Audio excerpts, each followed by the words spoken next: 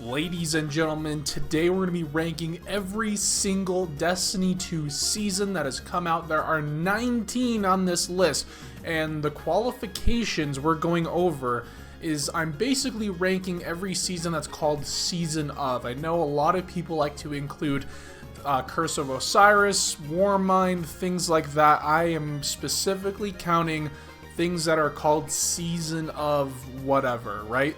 So everything that is not expansion content, but I will be including raid and dungeon content that did come out during that season, as long as it's not tied to that expansion.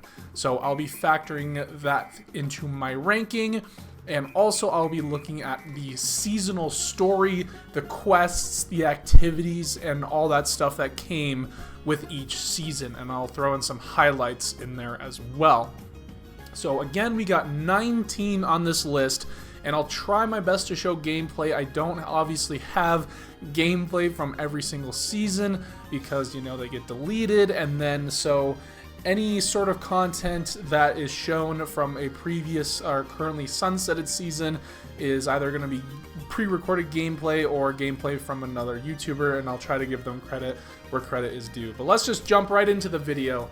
Coming down into the number 19 spot, the worst Destiny season of all time, in my opinion, it's gotta be Season of the Worthy. This season is by far the worst season I have ever seen in any sort of video game. This could have been fine as a free update or a quality of life expansion, but to charge $10 for essentially a public event, trials, and the GM Lost Sector difficulty updates, that is really insulting, and I'm not even entirely sure what you got for your $10. It was you got more rewards at the end of a public event, and then you were able to do some more bonus Lost Sectors with increased difficulty. So this was by far more of a quality of life expansion or DLC or season. I think those would have been a great, similar to an April update, but again, to charge $10 for this is quite insulting and is quite a contrast to some of the other seasons we'll see on this list. So coming down into the number 18 spot, this is Season of the Hunt. Season of the Hunt was by far eclipsed by the Beyond Light DLC. And if you don't remember this, I don't blame you. This had Wrathborn hunts, which were probably one of the worst PvE sort of missions in all of gaming, really. And you also had sunsetting packaged in there, and then the entire story was revolved around Crow. And Crow this was just a few years after Uldren killed Cade for good, so the fact that you were throwing Crow at us was a giant pill to swallow. I think, again, this would have been a great quality of life update instead of a $10 season expanding DLC. So coming down into the number 17 spot, this is Season of the Undying. Now this season is probably what I would call the first fully fleshed out season, not only in terms of the seasonal model, but also on this list. Now, Season of the Undying had the boring Vex Offensive Black Garden missions. The build-up to the end of the Undying Mine was, in my opinion, incredibly pointless and kind of a letdown. It was just the same thing, but with a different boss at the end. We waited this whole season, and there was so much build-up, and then they just replaced the one boss with the Undying Mine. So unless you were a Destiny 1 hardcore fanatic for the Undying Mine, there was really nothing to this season. You had the one arena, the one seasonal arena, and it was way too grindy in my opinion, especially the seasonal weapons, the pinnacle weapons, way too grindy in my opinion. And this seemed more like an afterthought in the vein of Shadowkeep. So coming down into the number 16 spot, we have Season of the Drifter. Now this was the second fully fledged out DLC, or a season I should say, and this had a lot more content, but just because more doesn't mean it's better. This was entirely surrounded by the Gambit game mode and Gambit Prime, so an entire season fully focused on Gambit, really like a lot of people were already crying for some sort of improvement on the Gambit mode, and this Gambit Prime really seemed to just reinforce that Bungie really willing to make the changes that the community was looking for.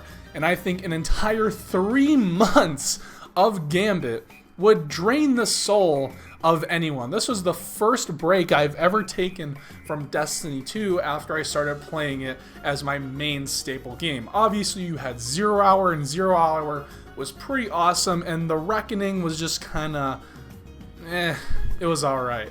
I don't know. The gameplay loop of Reckoning and then Gambit, like you could only do that loop, like you couldn't just do Reckoning, and that was rewarding to just keep doing Reckoning.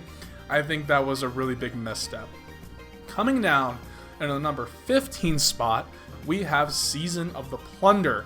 Now, this is the second time I've quit Destiny in quite some time. I think it was actually Drifter, then Worthy, and then Plunder. And then Plunder was the last time I took like a really big extended break from the game.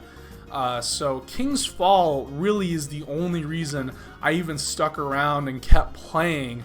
Expeditions just killed my soul, and then the actual treasure hunts were just these reused lost sectors. It was really insulting, especially that we were still in the wake of the sunsetting epidemic, which I really did not like. Catch Crash was okay, but it wasn't really fleshed out. There wasn't too much to do in Catch Crash, but I do agree that Catch Crash and King's Fall were the highlights of the season. Everything else was just really flat, especially the story. The story just got really whiny, and I do not like when the Destiny story gets whiny. That is the one thing that turns me off to the game. Coming down into the next spot, we have Season of the Witch. Season of the Witch, I just could not get into. I know a lot of people like this season. I couldn't get into it. The entire time through every single weekly reset, I'm like, wait, what are we doing? What's the point of this? Why are we... I just couldn't get into the story. I wasn't really following it. Even from the get-go, it's like, oh, the whole thing was Savathun, but then they then they pull in Xevious Wrath. Like, they gotta drag that in, so... It just screamed mobile game to me. I was really not a fan of it. The card system was, in my opinion, not as good as Season of the Deep's deep dive roguelite system, which we'll get into later.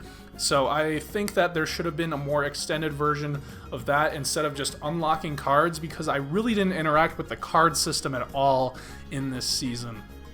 Savathun Spire was pretty cool, but Altar of Summoning again was really confusing.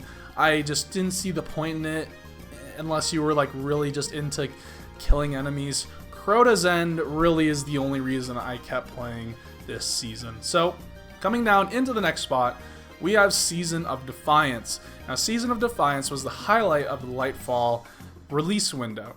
That's pretty much all I can say about it. The Defiant Battlegrounds, they're fine. They're not great. They're just whatever. But the Vexcalibur mission, in my opinion, was really, really cool. I really enjoyed the Vexcalibur mission.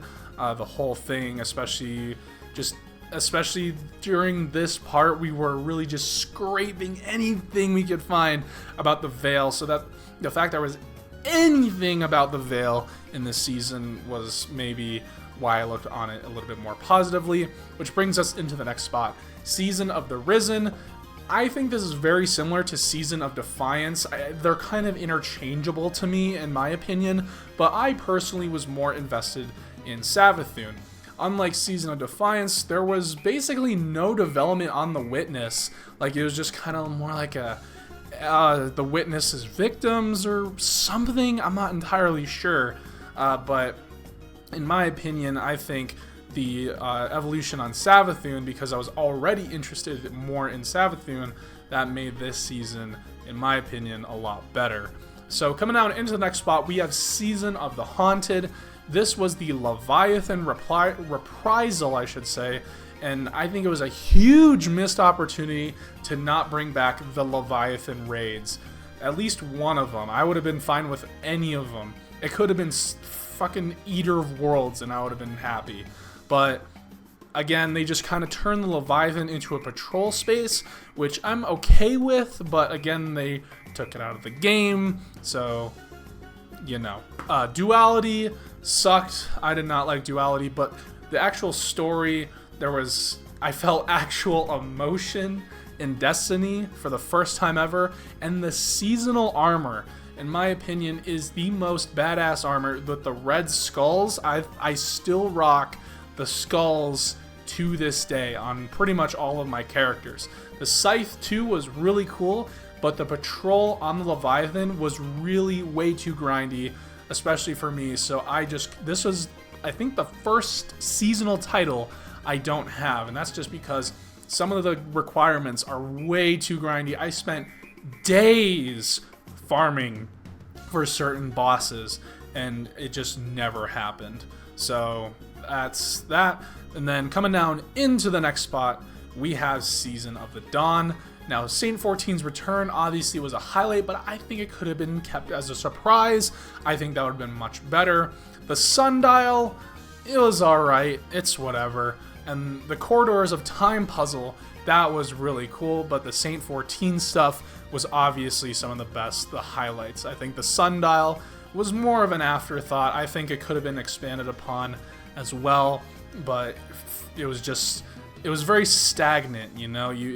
I thought there was going to be more variation with the time travel stuff, but again, it's just kind of a stagnant arena, I guess. Coming down into the next spot, we have Season of the Wish. The Riven MacGuffin, whatever, you know. The coil, in my opinion, is pretty cool. It's one of the better seasonal activities, but Riven's Lair is pointless. I thought Riven's Lair was going to be something different than the coil, but it's just a shorter version of the coil. So what's even the point of playing Riven's Lair? I'm not sure. They're the same activity. But Starcrossed and Warlord's Ruin are both pretty fun, in my opinion. I think Warlord's Ruin is probably the best 3-player dungeon we've ever gotten. Not solo. I still am tackling the Warlords of Ruin solo flawless. I still need to find a strategy and fine-tune it, but I think it's the best 3-player experience you can have in the game at the moment. Same with Starcrossed. I really like Starcrossed. It's probably one of the better solo activities that is currently in the game. Coming out into the next spot, this is Season of the Lost. This is a great build-up to the Witch Queen. You had the Astral Alignment 6-player activity, which was fine, but the real star of the show was the Shattered Realm. I think the Shattered Realm was one of the coolest spaces in all of Destiny. I think that all of the puzzles and all of the secrets, I think this should have been kept in the game. I really wish that, like, with this kind of stuff, that there's like a vote. It's like, okay, Destiny players, like, what do you guys want to keep in the game? We have to get rid of some stuff, but if you were to keep one thing from each season in the game, like, what would it be? And I think the Shattered Realm should have definitely stayed in the game because it's a really cool experience. I loved finding all the secrets and how every week there was kind of like you got more unlocks and upgrades, that sort of stuff. It was the seasonal formula at the time, the best iteration. You had the awesome end of season, like the week before Witch Queen event. That was awesome as well. Lost is like where we really start to get into the really good tier. Coming up into the next spot, this is Season of the Chosen. This is the first time the story really got real. Like, this was, like, there were so many characters involved. It wasn't just one or two things happening. Like, it was a really great evolution on the story, and I think that Season of the Chosen is like, if you were to place a flag on like where Destiny really finally got good, I think Season of the Chosen is it.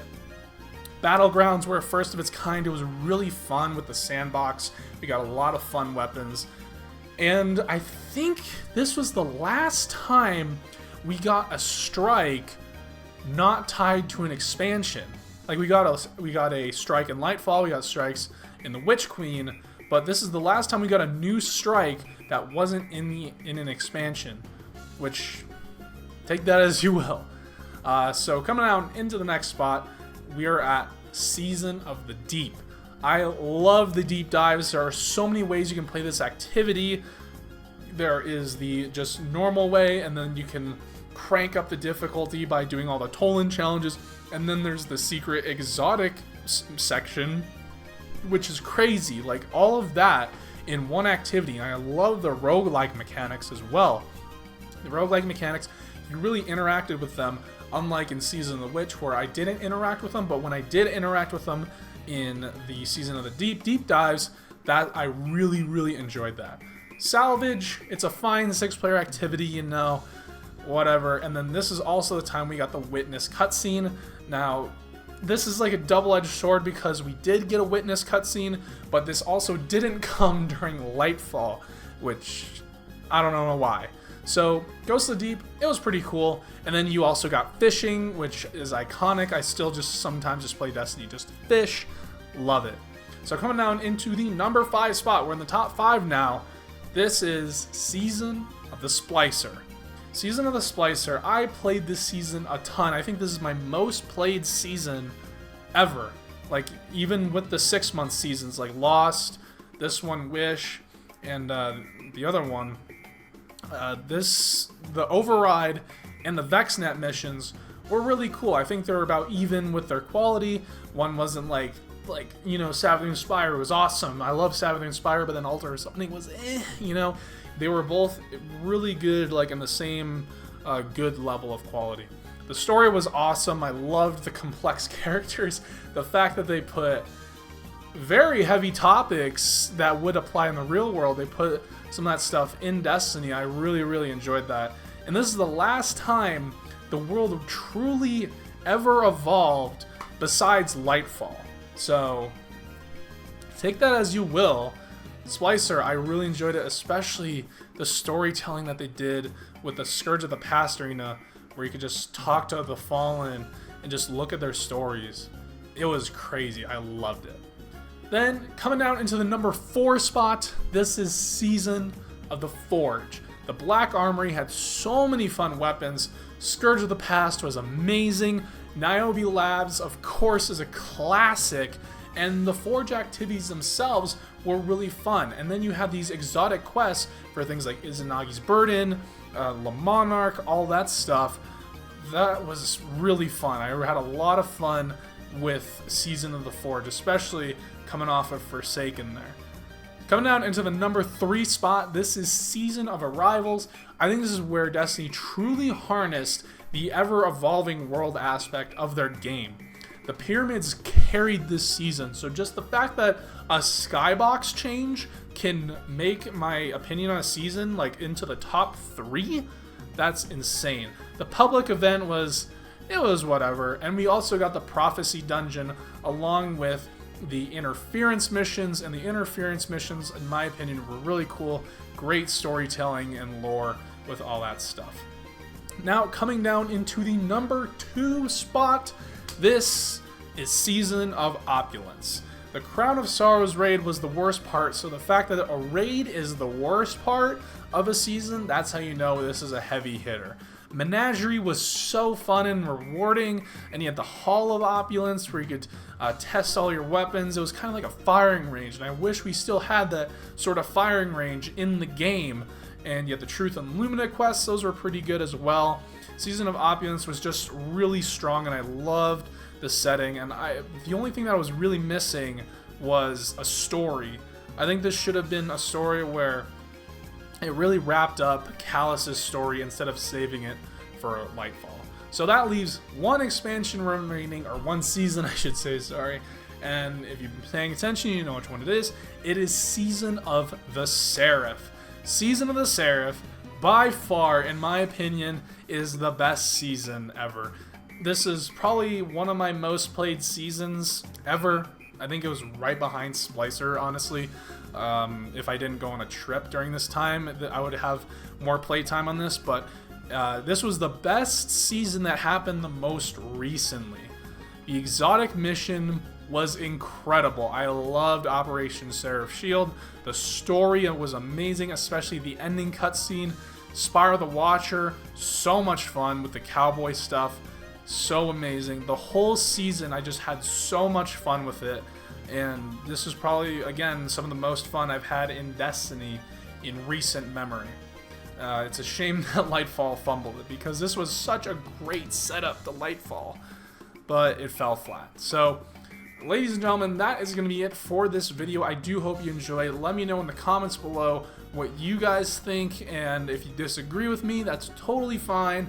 Please be civil down there, because oh man, I made the dungeon video, and people y'all just went ape shit on that. So please be respectful, right?